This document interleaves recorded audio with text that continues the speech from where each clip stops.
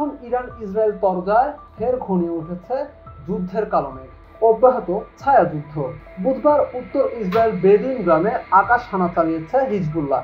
একটি আকাশ হানায় কার্যত ধ্বংস হয়ে গেল প্যালেস্টাইনের ভবিষ্যৎ। গত ডিসেম্বর গাজার বৃহত্তম আল বাসমা আইভিএফ সেন্টারে যখন গোলা এসে পড়ে, তখন সেখানে ছিল প্রায় 4000টি ভ্রূণ, সঞ্চিত ছিল প্রায় 1000 শুক্রাণু ও অনিষিক্ত ডিম্বাণু।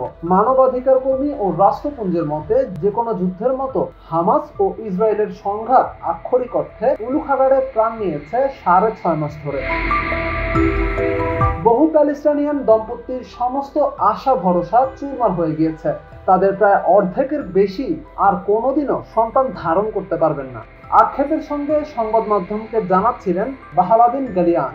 1997 সালে ওই ক্লিনিকটি শুরু করেছিলেন তিনি। আর এখন ইরান ইসরায়েলের পাল্টা আক্রমণে মধ্য এশিয়ায় ফের ঘনিয়ে উঠেছে যুদ্ধের কারণে অব্যাহত ছায়াযুদ্ধ।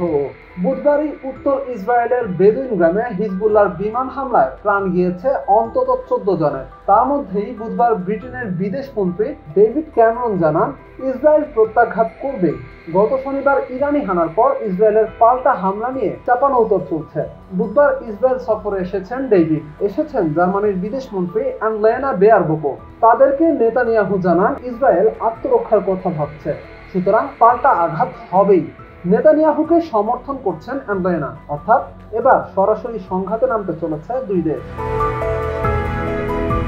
এখনো পর্যন্ত ইঙ্গিত সেরকমই। ইরানের বার্ষিক সেনা সম্মেলনে সে দেশের প্রেসিডেন্ট ইব্রাহিম রইসি পাল্টা দাবি করেন, ইসরায়েল হামলা করলে তার প্রত্যাঘাত হবে অত্যন্ত ভয়ানক।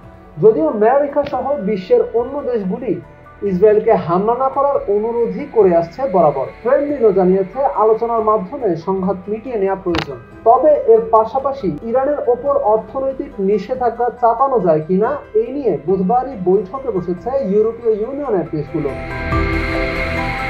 S M Tihan, desk report, Jagoroni TV.